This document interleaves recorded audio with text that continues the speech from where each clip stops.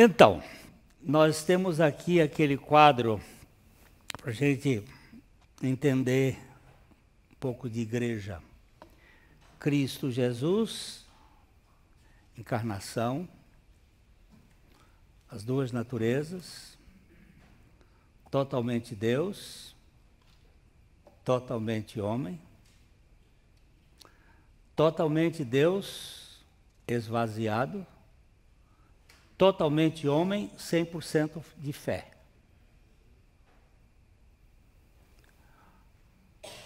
Totalmente Deus, mas não totalmente em sua glória. Ele se esvaziou. Porque Deus no homem, totalmente na sua glória, não cabe. O homem explodiria. Então ele teve que se esvaziar de toda a sua glória para assumir a totalidade da humanidade, totalmente sem pecado. Mas totalmente homem e totalmente pela fé. Jesus não viveu de outra maneira senão pelo Pai. Ele disse: eu nada faço por mim mesmo. Jesus nunca fez um milagre por ele.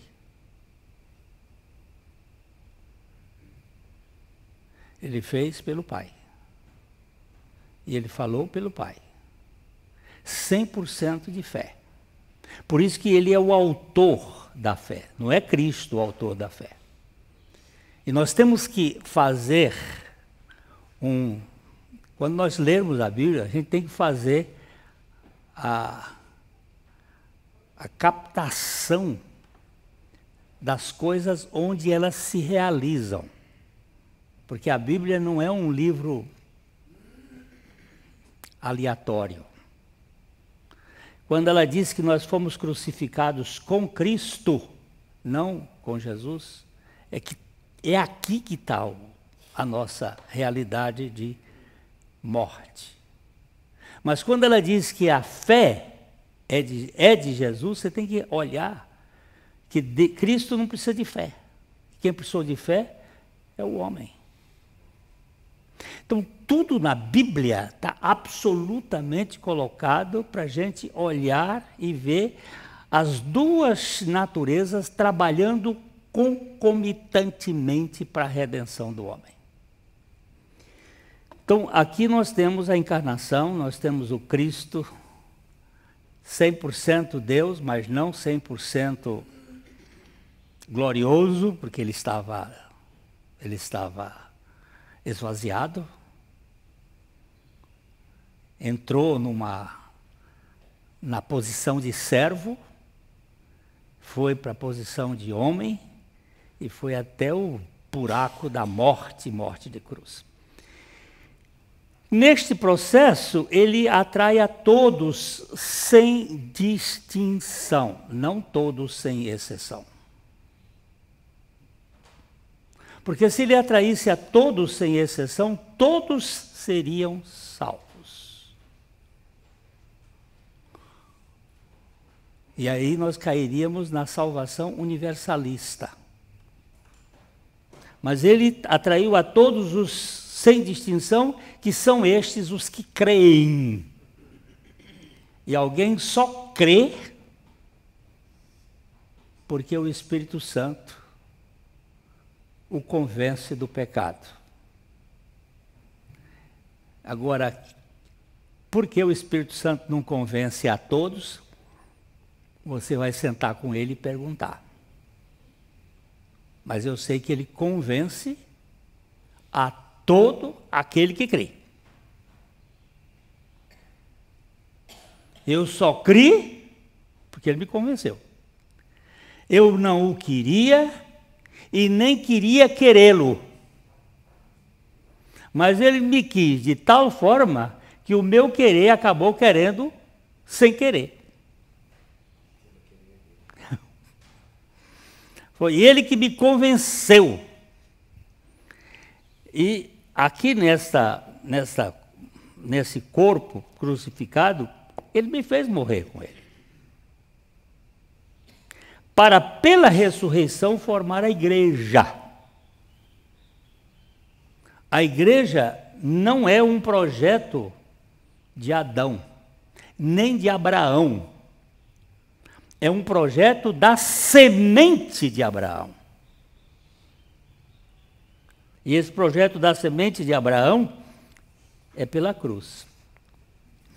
Eu estava vendo um pastor, ele tem umas coisinhas meio esquisitas, mas ele tem umas coisas muito interessantes. Alex Alves, ele é congregacional. E ele estava falando da laminina, né? A proteína, aqui nós temos um doutor, pesquisador da universidade. A laminina é uma proteína que gera a vida, causadora. Sem a laminina não tem vida. E a bichinha, se você pegar, pega um retratinho dela aí, vai na internet aí e dá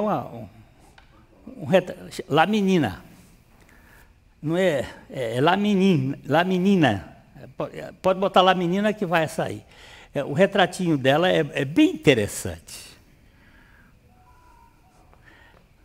O retratinho dela. Achou? Laminina. Não, proteína, laminina. Bota assim.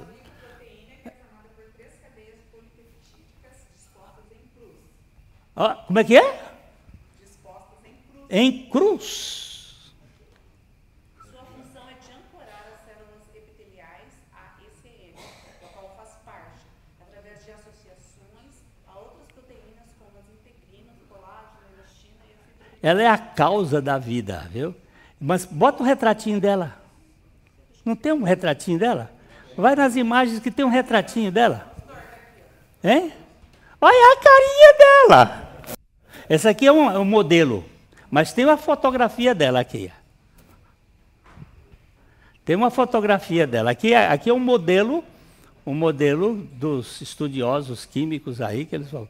Mas tem uma fotinho dela de computador. Não sei se você acha aqui. Mostra a fotinho. Não, é a fotinho dela é parecido com essa, mas essa também é modelo. Essa é modelo.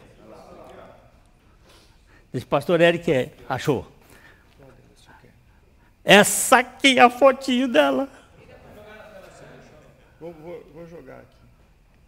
É que...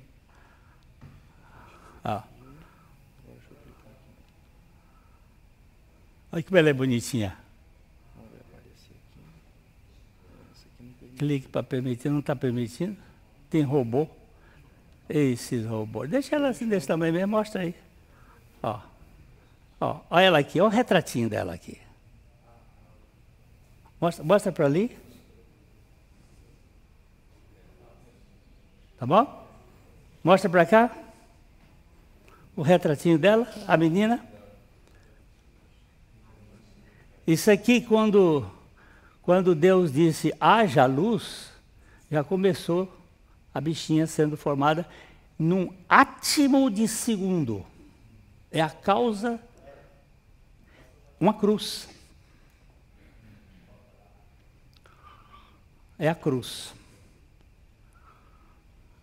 A gente acha que a cruz é um processo histórico. Não. O Cordeiro foi imolado antes da fundação do mundo. Pastor, fala assim, laminina, Deus no homem. Deus no homem. A origem, a causa. Tá? Você não pode imaginar. Isso aqui é o centro. A igreja não é um projeto de Adão. Não é uma evolução de Adão. A igreja é algo... eu vou primeiro dar só uma voltinha aqui atrás. A igreja é fruto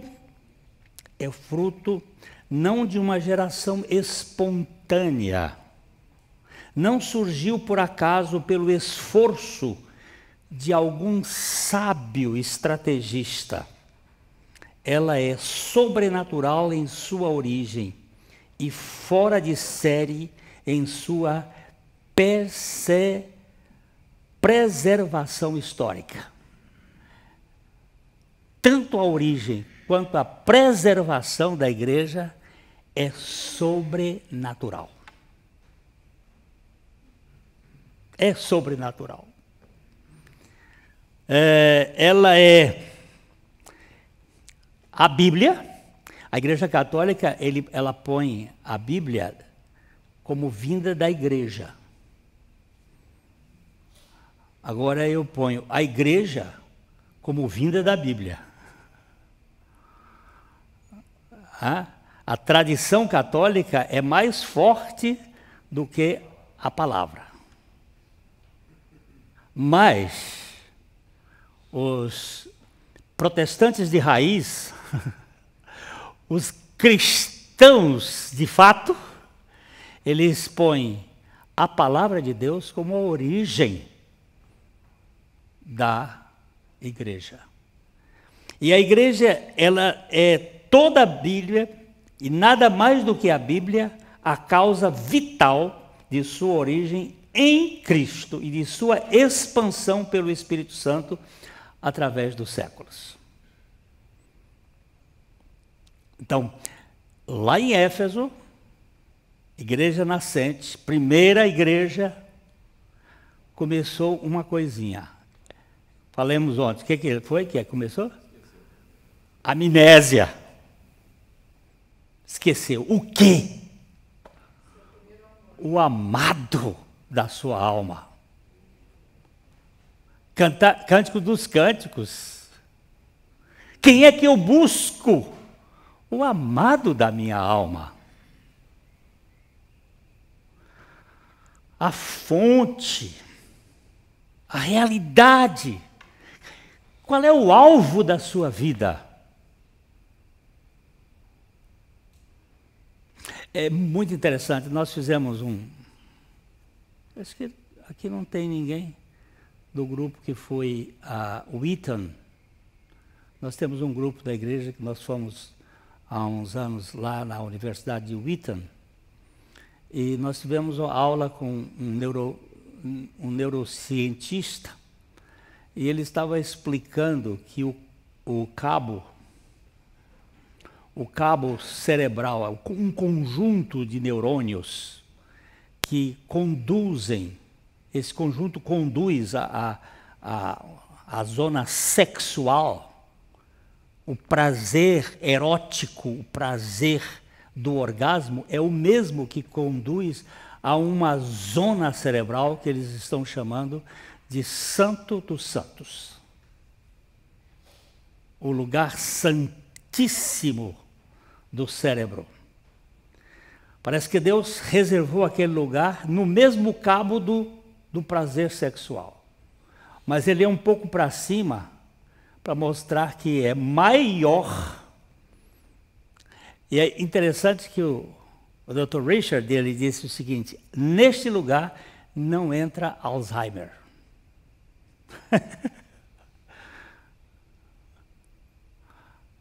Você vai ver pastor que esqueceu tudo, mas não esquece a intimidade com Deus. Teve Alzheimer, está besta, está velho ali, está ruim, mas a intimidade com Deus ele tem. O amor ao Senhor, a palavra do Senhor continua.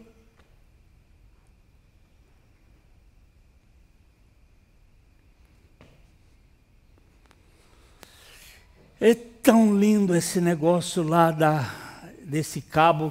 Sabe como é que ele é formado? Em forma de cruz. Lá em cima ele forma uma cruz. É o centro do universo. E nós descartamos. É um assunto, quando John Stott escreveu aquele livro, A Cruz de Cristo, fazia 100 anos que um teólogo de peso tinha escrito algum livro sobre a cruz de Cristo. John Stott escreveu aí pela final da década de 60, início 70. E o último de peso tinha sido escrito lá no século passado. A gente esquece da cruz, mas ela é a causa. Então, nós precisamos observar o que aconteceu com a igreja, né? A palavra de Deus é a causa de toda a experiência verdadeira na vida de um cristão legítimo. E toda ela baseada na cruz de Cristo. Não é a tradição que determina a palavra de Deus, mas esta sim gera a boa tradição. E a igreja de Laodiceia é uma igreja muito cheia de si, muito em si mesmada. Então nós vamos voltar aqui a ler a carta de Laodiceia, porque a gente tem que ir cavando para a água ir aprofundando, né? Cavando cacimba. Aqui, alguém conhece cacimba? Hã? Alguém conhece uma cacimba aqui? Conhece cacimba? Conhece, Lúcio, cacimba? Cacimba. Não é caçamba. Hein? É de água. Mas cacimba você começa cavando, dá uma aguinha. Aí você cava mais um pouquinho, dá uma aguinha maior. Aí você vai aprofundando até virar poço, mas começa com cacimba. Aí depois vem os poços jorrantes do Piauí. O Piauí tem o maior lençol freático do mundo. Tem poço lá que jorra. Agora eles fecharam muitos poços. Mas tem poço que jorra a 60 metros de altura. Mas começa com cacimba. Vai cavando. Vai cavando. E daqui a pouco a água vai começando. Lá com 40 metros começa a jorrar. Não é com 100 metros, não. E nós vamos pegar a Bíblia e começar a cavucar. Então vamos voltar para capítulo 3 de Apocalipse, versículo 13. É 13 ou 14? 14. 14. Vamos lá, leia esse versículo. Vamos mandar um pouquinho, vamos saborear isso aqui, porque eu gosto de... Eu sou nascido no mato, o Nelson morou um tempo lá no meu Piauí, e quando eu era menino eu andava com meu pai vendo árvore, meu pai era agrônomo, aí ele ia me ensinando as coisas. Ó, isso aqui é um pé de aroeira, e aí mostrava, e parava. Aqui é uma imburana, essa aqui é a imburana de cheiro, essa aqui é a imburana amarga.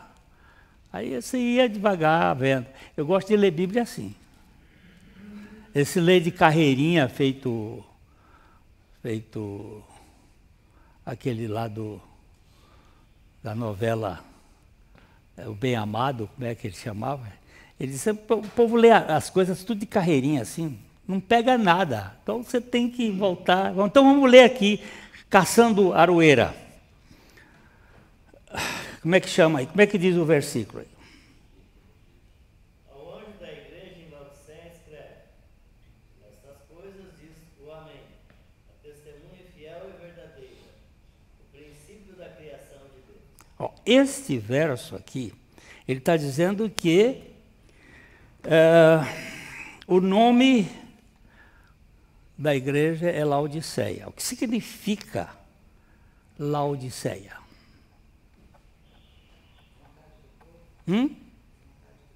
Vontade do povo significa o povo que governa. O julgamento do povo. Laodiceia. Juízo do povo. Justiça do povo. Aqui já tem uma pista para a gente entender, né? Você sabe que o povo tinha reis. Aí Deus quis dar ao povo a teocracia através de juízes. Vocês estão vendo que esses aqui querem ser teocratas, mas não dependendo de Deus, deles mesmos. O Deus é Ele mesmo. Aí o povo, não, esse negócio do Senhor dirigindo, não, nós queremos um reino como os outros povos também. Mas nesse período, logo depois, ali na Grécia, começou um movimento com Clístenes e com Péricles para a formação da democracia, que é a ideia de Laodiceia. O povo sendo governante. Vox populi, vox dei. Isso é a teomanização do povo. Vamos sair de Deus e vamos ser Deus. De quem é essa conversa? Do bicho do quinto dia. O bicho do quinto dia, quem é o bicho do quinto dia? O que foi formado no quinto dia? Uau! Não foram os répteis? Os grandes bichos? E tem um bicho do quinto dia que foi possuído pelo grande dragão, ou a grande serpente, que colocou o ovo dela, ou o veneno dela, na sua veia, através de Adão e na minha. Qual é o ovo da serpente? Como Deus sereis. Onipotência, autossuficiência, independência, quem manda no meu nariz sou eu. Eu é que faço o que eu quero, você não tem nada a ver com isso. Esse é o veneninho que foi implantado lá e que corre na nossa veia. Meu corpo, minhas regras. Eu posso matar uma criança porque eu sou dona do meu corpo. Isso é teomania. Isso é onipotência. Isso é Laodiceia. Quem governa é o povo. O Senhor Jesus fala de si aqui como o Amém. Como é que ele diz aí? Ao anjo. Pode ler outras vezes, gente. Nós estamos aqui para abrir Bíblia, para ver Bíblia. Nós não estamos com Bíblia de papel, poucos têm Bíblia de papel, mas eu vou dizer só uma coisa aqui, gente. Eu não tenho problema com isso. Tem alguns que ficam irritados. Tem que ter Bíblia de papel, tem que ter Bíblia de papel. Antes, a Bíblia do Novo Testamento era de carne e osso. Eles repetiam o texto. Paulo vai escrever a primeira carta mais ou menos 20 anos depois da conversão dele. Antes eles falavam, eles pregavam, eles anunciavam. A Bíblia era encapada em pele humana. Eram os apóstolos, os crentes que falavam a Bíblia. Eles tinham os textos do Velho Testamento, mas os do Novo Testamento foram sendo incorporados. Era fala, era conversa, era pregação. Eles pregavam e repetiam. Paulo diz assim, não me desgosta, e é segurança para vós outros, que eu fale as mesmas coisas. E falava, e falava, e falava. Depois foram escritos, e o Novo Testamento foi terminado aí pelo ano 100, um pouquinho antes, E aí só se tornou, no segundo século é que começa a catalogar, e no terceiro século, então, finaliza o cânon. Mas quantas pessoas tinham Bíblia até 1490 e PPP, quando o Gutenberg inventou a imprensa? Quantos tinham? Não tinha, pouca gente.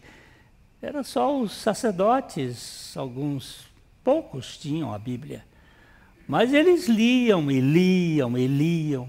Hoje nós não lemos mais a Bíblia na igreja, pouco lê.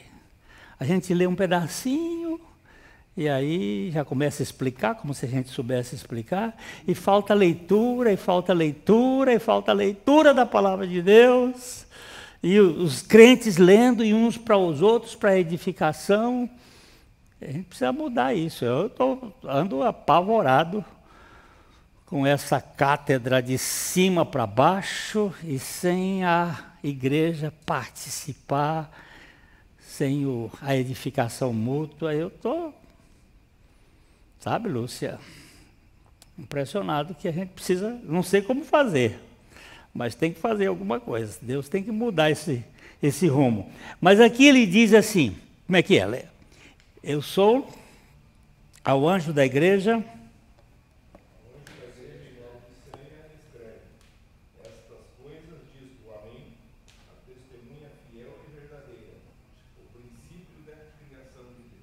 Olha aqui, Jesus fala de si mesmo como o Amém. Hoje nós estamos numa cultura de amenização. Amém, irmão? Sei o quê? Amém, irmão? Peraí, amém, irmão? Amém? Amém? Que conversa é essa, rapaz? Chamando a atenção para você, na sua afirmação, para ter o apoio. Amém é muito mais do que isso.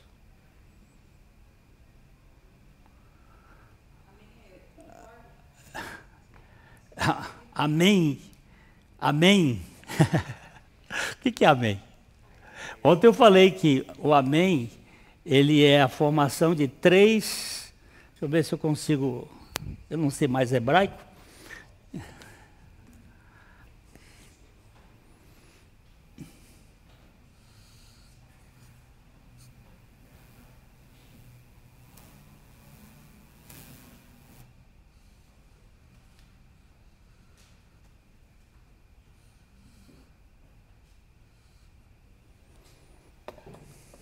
Emeth. Primeira letra, a letra do meio e a última letra do alfabeto.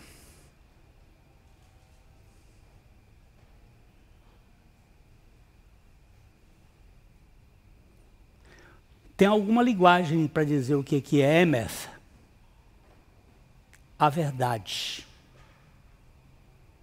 Para ser a verdade, ela começa na primeira letra do alfabeto, que é a cabeça do boi. É o princípio. E vai a última letra, que é o tal. E o mem, formando uma ideia de que a verdade cobre toda a ideia do raciocínio humano.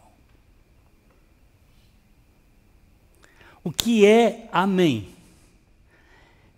Amém é a verdade, é a personificação da verdade e da fidelidade. Aquele que garante e cumpre as promessas de Deus. O amém. Todas as suas promessas têm neles o amém, o sim. É fiel, é verdadeiro, é imutável. Jesus Cristo, ele chama a si mesmo o amém, a testemunha fiel e verdadeira, o princípio da criação. ele também é o originador da criação, tanto material quanto espiritual. Ele é o originador. Ele não teve princípio, mas ele é o princípio. Eu gosto muito do João. Vocês já viram uma série chamada The Chosen? Quantos já viram? 1, 2, 3. Só o povo daqui. Olha, vocês estão perdendo tempo. É a melhor série hoje para contar as histórias de Jesus no Novo Testamento. Essa série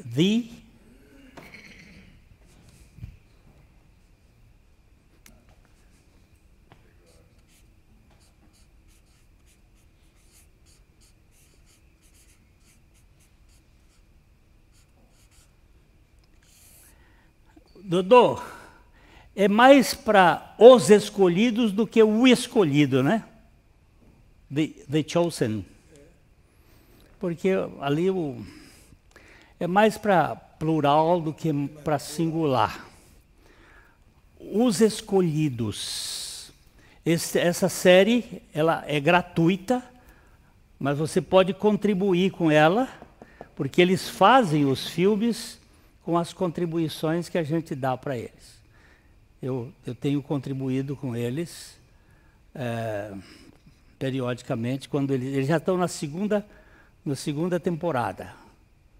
E eles vão contando as histórias, né? Eu já até nem sei por que eu fui falar isso, deixa eu ver.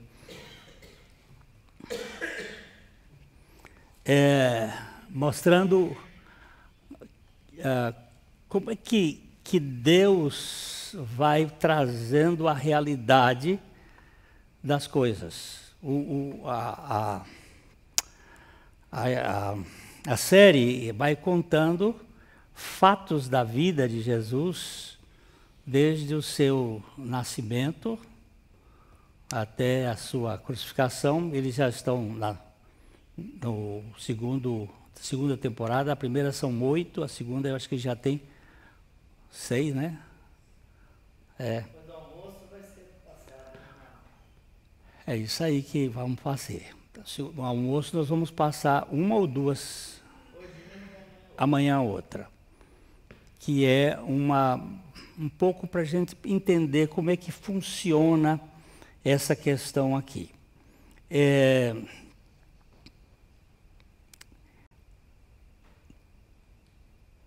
Ele é a origem, ele nunca teve princípio, mas ele gera o princípio, ele faz as coisas acontecerem. Eu estava dizendo que eu gosto de João, né?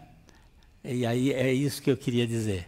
O João, ele é o último escritor.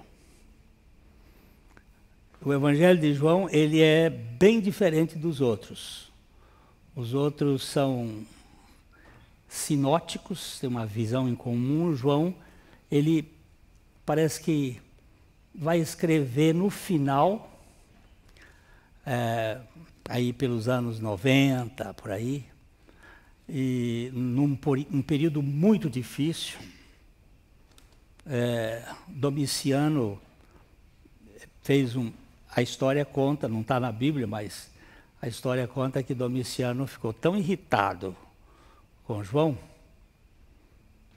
que mandou levá-lo a Roma e colocou numa exposição pública, mandou ferver um tacho, um pote de azeite e jogou ele dentro para que ele morresse queimado, cozido no azeite, e ele saiu de lá igual Sadraque, Mesaque e Abdenego saíram da fornalha. E Domiciano ficou tão impressionado que mandou ele para Patmos, para ele ficar isolado do mundo, e lá Deus deu para ele o Apocalipse. Mas alguns acham que foi por causa do Evangelho que Domiciano ficou danado. danado é cheio de dano. E cheio de dano é cheio do capeta. E ele ficou embravecido contra João, porque João diz assim, olha, no princípio era o Logos. Ele pega a filosofia grega e começa a destrinchar. E o Logos era Deus. E o Logos estava com Deus. E nada do que existe... mas eu sou o Logos, Domiciano pensava. Eu sou o Kyrios. Como é que esse cara vai dizer que tem um que vai ser? Não admito. Não vou admitir um negócio desse. E aqui,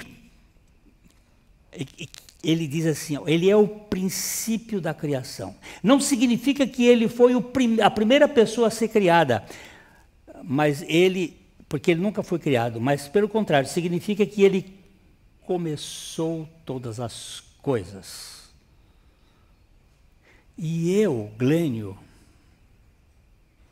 salvo por este Deus louco de amor por mim, não lhe dou a glória que lhe é devida.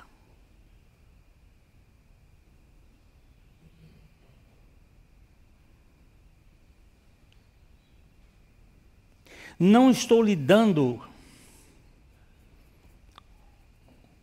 aquilo que é a única coisa que eu posso dar, que vai dizer que se eu sou uma nova criatura ou não. Adoração. Que é a única coisa que ele procura. Que os seus adoradores o adorem em espírito e em verdade. Estava conversando há pouco com o Berto e a Célia. Alguém foi usado por Deus. É fácil, Deus usa quem Ele quer. Aquele pastor é uma bênção, tem sido usado por Deus. Mas isso aí é a coisa mais simples. Ele usa jumenta, ele usa peixe, ele usa incrédulo, profeta que deu as dicas do nascimento de Jesus era um incrédulo, que foi Balaão. Foi o único profeta que falou tanto do nascimento de Jesus como da segunda vinda de Jesus. Primeiro a falar. E era um picareta, negociante, safado, filho do arronca e fuça. Não tinha nada para fazer, Deus usou. Fulano foi usado por Deus. Mas foi mesmo.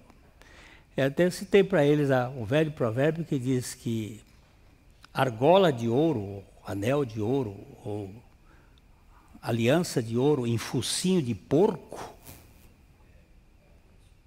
é anel de ouro. Continua. A palavra de Deus na boca de um incrédulo é a palavra de Deus. A Igreja Batista de Araraquara? Não, Araraquara não. É de Araçatuba. A Igreja Batista de Araçatuba foi fundada por um bêbado. Bêbado. Da sarjeta.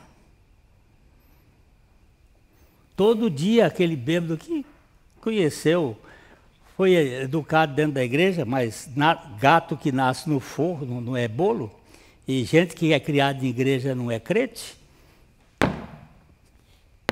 Meus irmãos, Jesus disse, aquele que não nascer de novo não pode entrar no reino de Deus.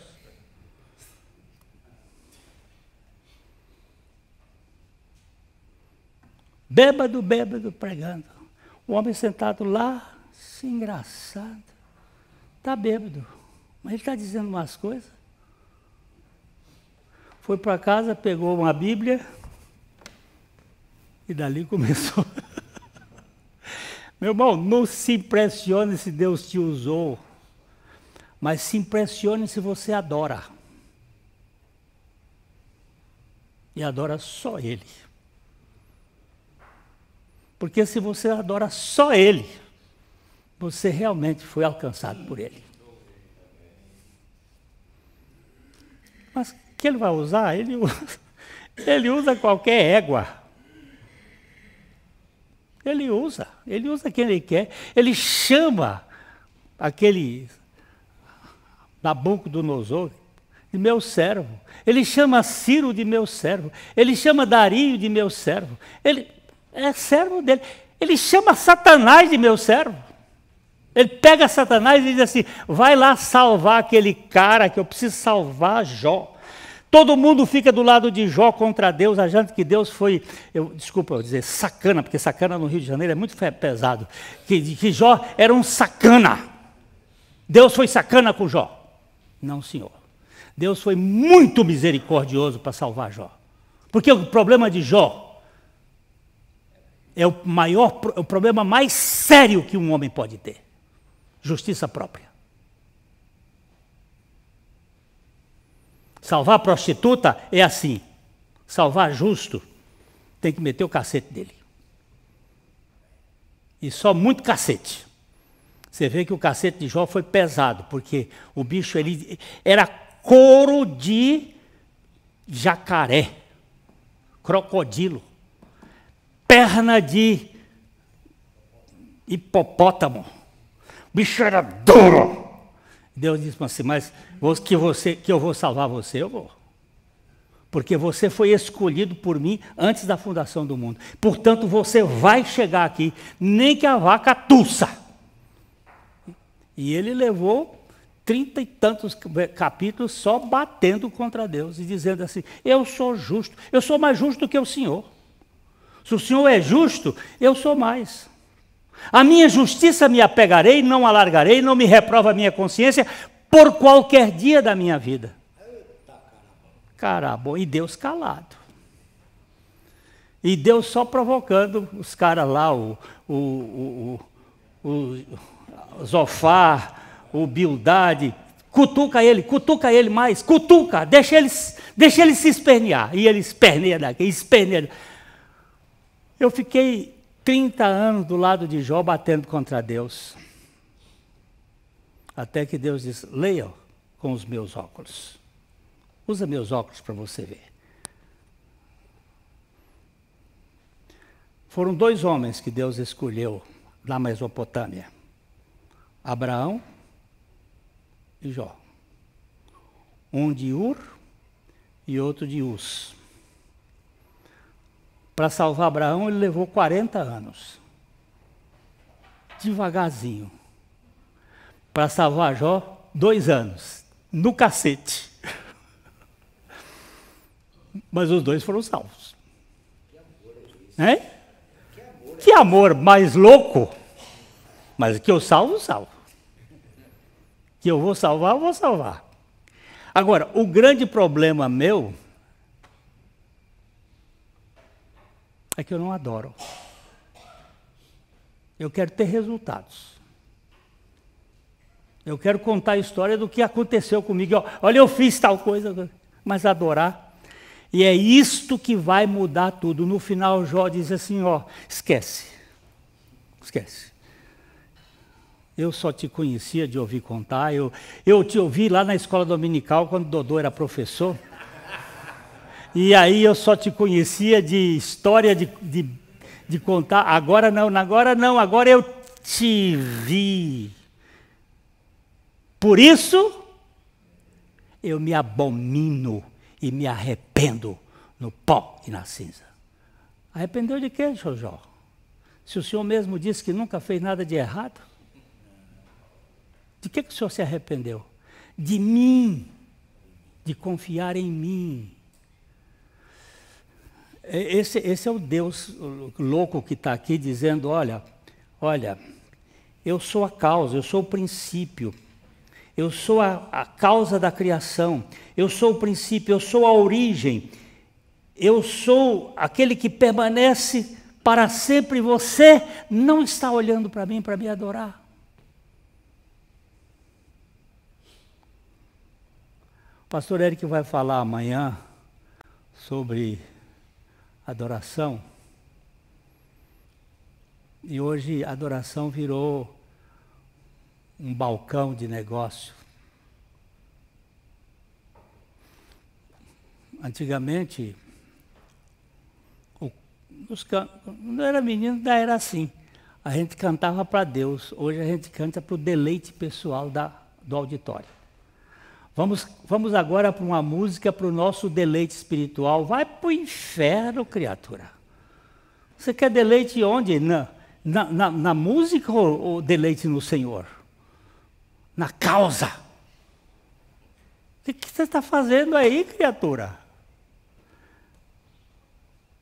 Ah, que bênção inspirativa que nós tivemos. Em quê? Na harmonia ou na relação com Ele? Eu sou, criaturas, eu sou o Amém, eu sou o princípio, eu sou a testemunha fiel e verdadeira, eu sou o princípio da criação, eu sou. Agora o versículo 15 a 17, por favor. Eu vou parar aqui, porque a hora já se foi. Bora. Conheço as tuas obras, que nem és frio nem quente. Quem dera fosses frio ou quente. Pode ir até o 17. Assim, porque és morno e nem és quente nem frio, estou a ponto de vomitar-te da minha boca. Pois dizes, estou rico e abastado, e não preciso de coisa alguma. Uau! E nem sabes que tu és infeliz, sim, miserável, pobre, cego e nu. A igreja de Laodiceia, ela ficava numa estação termal de águas mornas. E um dos vomitórios é água morna, né, doutor? Água morna é boa para ajudar a vomitar. E o Senhor está mostrando aqui que ele sentia nojo, asco,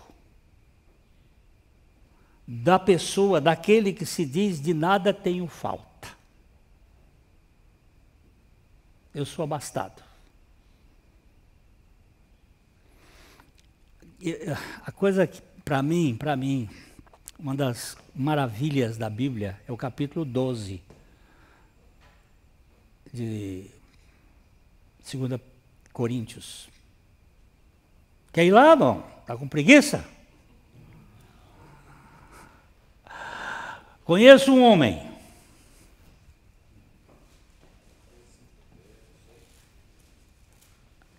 Segunda Coríntios 12. Essa para mim é uma das maravilhas da Bíblia. Ela tem tanta maravilha, mas uma delas, eu não sei qual é que eu vou dizer que é a maior, mas essa daí é de quebrar a cabeça de qualquer um. Capítulo 12. Conheço um homem em Cristo que há 14 anos foi arrebatado até o terceiro céu. Se no corpo ou fora do corpo, não sei. Deus o sabe. Ele começa dizendo, conheço um homem em Cristo. Se alguém está em Cristo, é uma nova criação, uma nova criatura. As coisas velhas já passaram.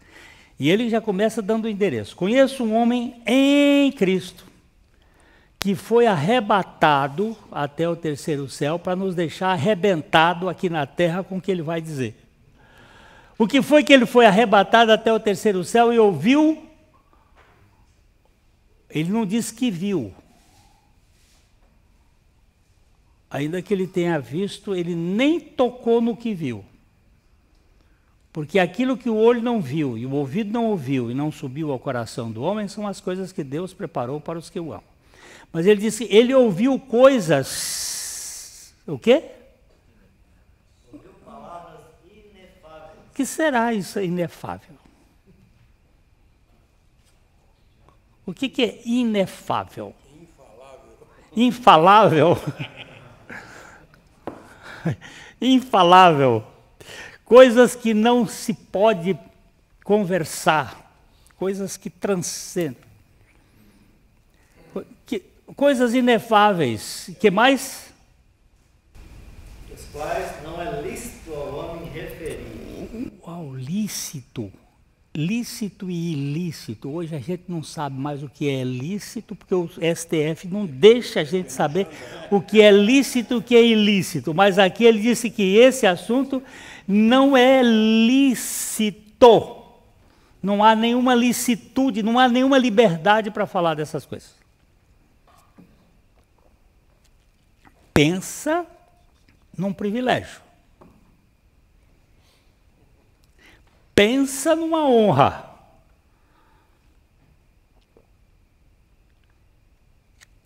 Um mortal. Eu não conheço nenhum. Porque o caso de Enoque, ele foi, não voltou mais para contar. O caso de Moisés, a gente tem alguma dificuldade. Ele apareceu lá com Jesus, mas voltou logo. O caso de Elias também,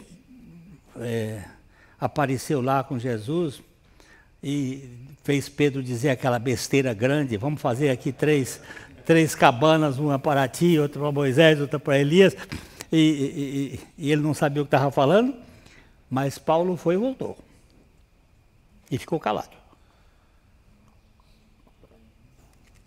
Mas por que ele ficou calado? Por que Paulo não falou dessas coisas inefáveis, dessas coisas maravilhosas? Por que ele não falou? Vamos lá, vamos caminhar. Vamos ver o que diz. Diga aí, Lúcia. Para ele não se gloriar. E Tal coisa me gloriarei. Não, porém, de mim mesmo, salvo nas minhas fraquezas. Pois se eu vier a gloriar-me, não serei nécio, porque direi a verdade, mas abstenho-me para que ninguém se preocupe comigo, mas do que em mim vê ou de mim ouve. Ele agora,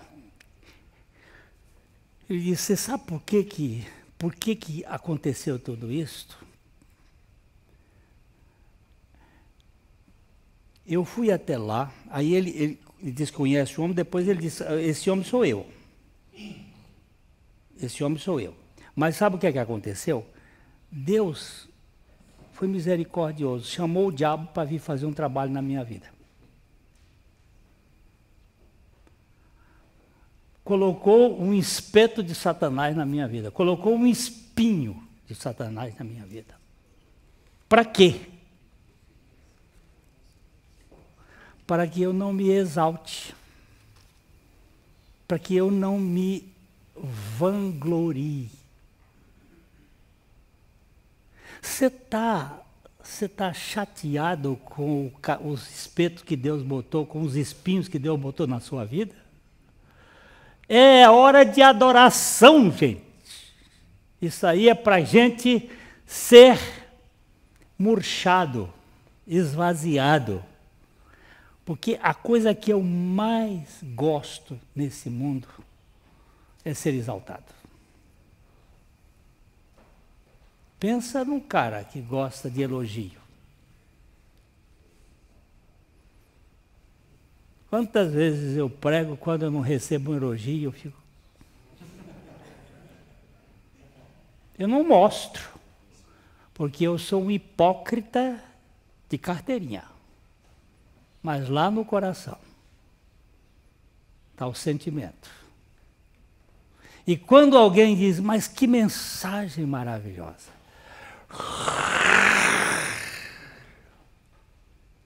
Estufa. Aí Deus diz assim, o cara, você subiu onde ninguém subiu, você viu que ninguém viu, você ouviu coisas que não pode... Você sabe o que eu vou fazer? Eu vou lhe preservar.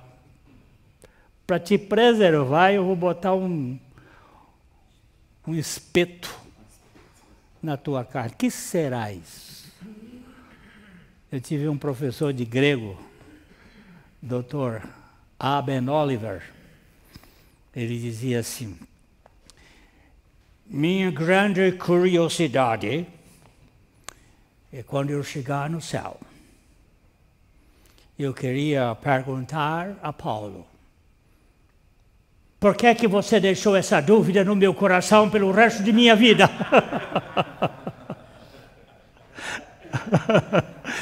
Por que você não disse que espinho é este?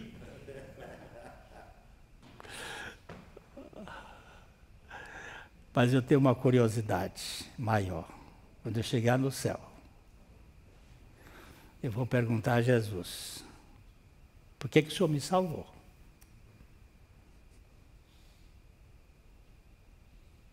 Por quê?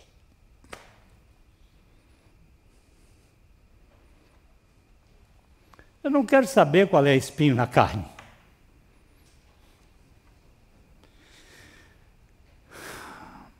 Brennan Manning, padre, que deixou um bocado de coisa boa para a gente,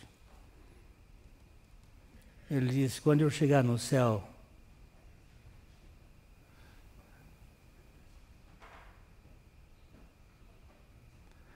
ele vai me perguntar: você sabe o quanto eu te amei? Você tem noção do meu amor por você?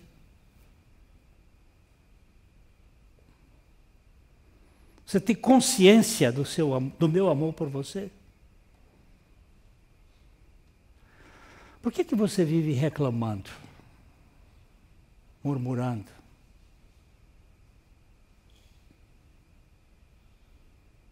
Pastor Alex Alves, ele é um psicólogo, e ele fez uns estudos da relação psicossomática.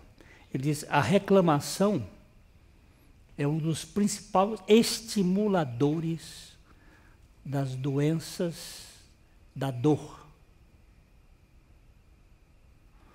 Aí eu comecei a olhar: dói aqui, dói acolá, ali, eu estou reclamando demais.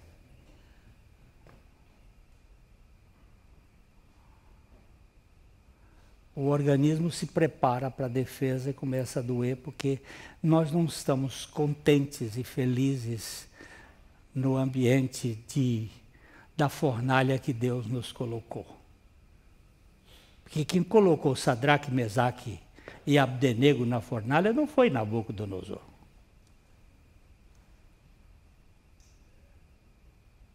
Se nós cremos na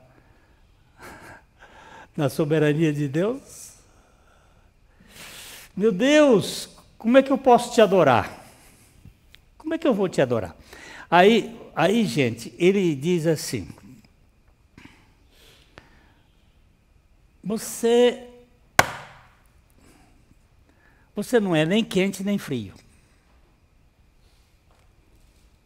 Seria preferível que você fosse extremo em sua indiferença ou extremo em seu zelo. Eu prefiro que você seja totalmente frio, ou então pegando fogo, a ponto de lhe chamarem de fanático. Mas essa mornidão me dá nojo. Era morno o suficiente para enganar as pessoas a pensar que era a igreja de Deus. E tão repugnante sobre as coisas divinas, a ponto de enjoar o Altíssimo, de não querer engolir. Quem é você? Aí eu sou um cristão. Mentira. Você é um farsante, você é um impostor. O Brennan escreveu um livro, O Impostor que Vive em Mim, onde ele trata exatamente dessa figura aparente que nós aplaudimos, que eu finjo ser para que eu seja aceito, porque eu temo ser rejeitado, mas eu não sou quem eu digo que sou.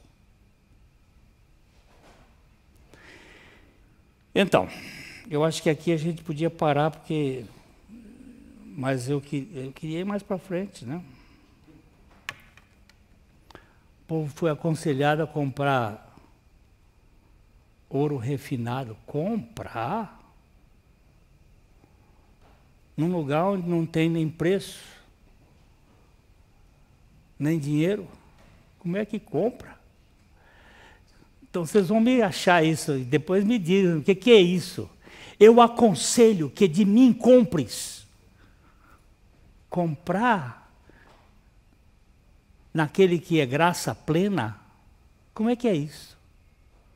Como é que eu tenho que comprar? Vocês podem me dizer quem é o pai do comércio?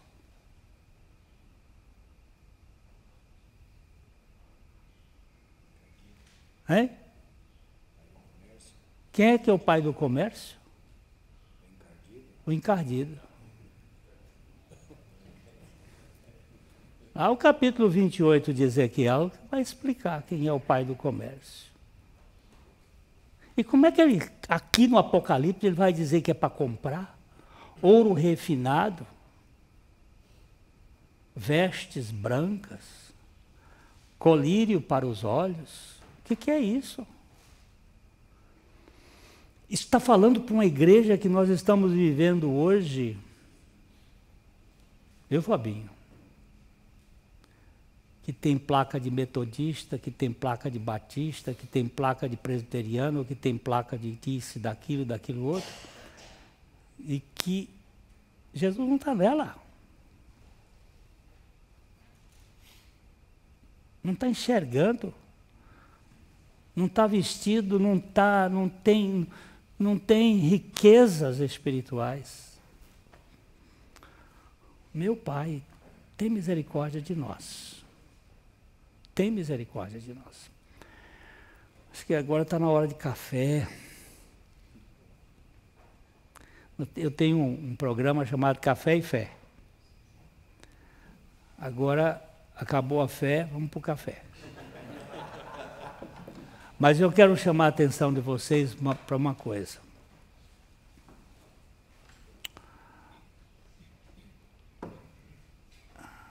O dono daquele supermercado, daquela loja americana famosa, grande, Walmart.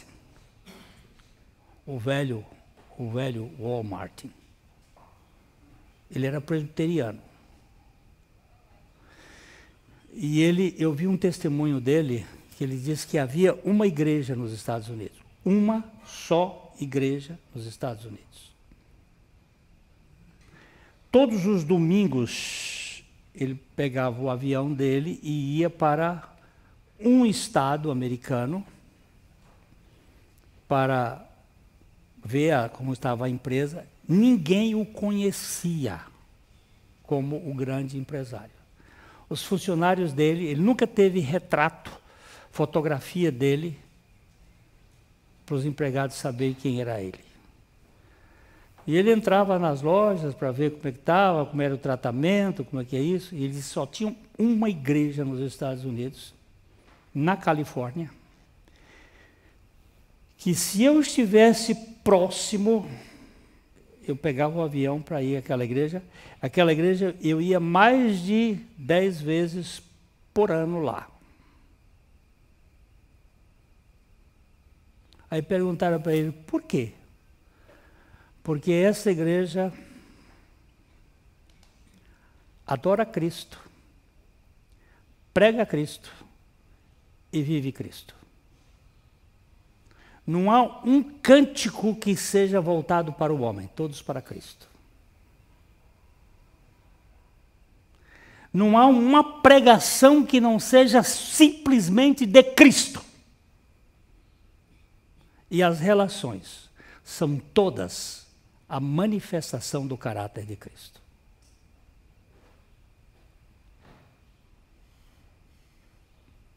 Meu Deus, faz alguma coisa na gente para que Cristo transpire pelos poros. Eu preguei numa cidade aí e a mulher creu. Aí ela ficou doida. Viveu na religião há muito tempo e aí ela ficou e queria salvar todo mundo e O marido dela foi ouvir uma outra vez que eu fui na cidade, ele disse, eu não aguento essa mulher. Minha mulher está insuportável. Porque ela quer me convencer por A mais B desse Jesus. Eu não aguento mais tudo que ela fala. E ela ali. Eu disse, meu amor, o apóstolo Pedro disse, olha, vós mulheres sejam submissas aos vossos próprios maridos, para que se algum deles ainda não obedecem à palavra de Deus, sejam ganhos sem palavra alguma. Ao observarem o vosso testemunho cheio de temor, ponham um esparadrapo na sua boca e deixa Jesus sair pelos poros. Ele vai sair.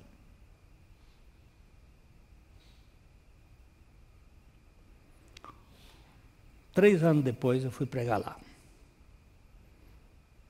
Terminada a pregação, o marido disse assim, o senhor pode ir almoçar, jantar comigo lá em casa? Eu digo, eu estou aqui na casa da pessoa e ele, se ele mandar, eu estou livre. Ah, pode ir. Aí eu fui almoçar, jantar na casa dele.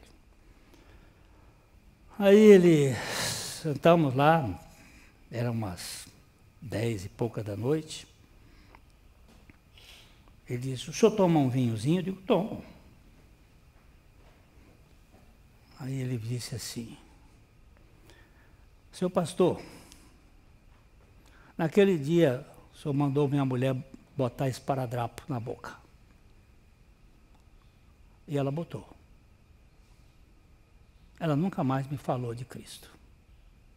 Mas eu não aguento mais. Porque a vida de Cristo, a vida dessa mulher, está me matando. Eu a proíbo de tudo, ela me obedece. O que é que eu faço, seu pastor? Eu digo, só tem um remédio para você. É morrer. Se você morrer, Cristo vai ser estabelecido. Agora você não tem que se matar. A morte já está providenciada lá na cruz. Ele morreu uma morte que era sua. Esse homem estava na cabeceira da mesa, ele jogou-se no chão. E ele disse assim, eu não entendo nada. Ele teve no último ano do seminário católico. Ele ajoelhou e disse assim, eu não me entendo nada, mas está na tua palavra que eu morri com Cristo. E eu creio. Pronto. Esse é o assunto. Esse é o tema. Essa é a igreja. Aleluia. A igreja que vive Cristo pelos poros. É para pregar? É para pregar. Ir por todo mundo e pregai o evangelho. Mas eu gosto de uma frase de São Francisco de Assis. Se for preciso, use palavras. Pregue o evangelho. E se for preciso, use palavras. Porque ele vai sair. Cristo vai se manifestar. E essa é a igreja que nós queremos ver. A igreja onde Cristo está presente. Senhor,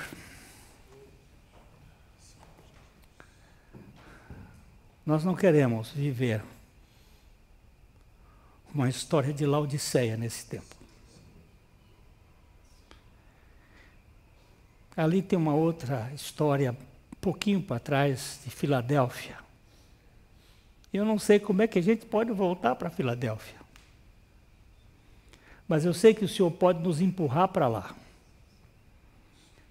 Abrindo uma porta de um avivamento nessa nação. Para que o Senhor Jesus Cristo seja adorado e reconhecido como o nosso tudo. Eu te peço que este milagre seja feito em nós e através de cada um de nós, para a glória do Senhor. Amém.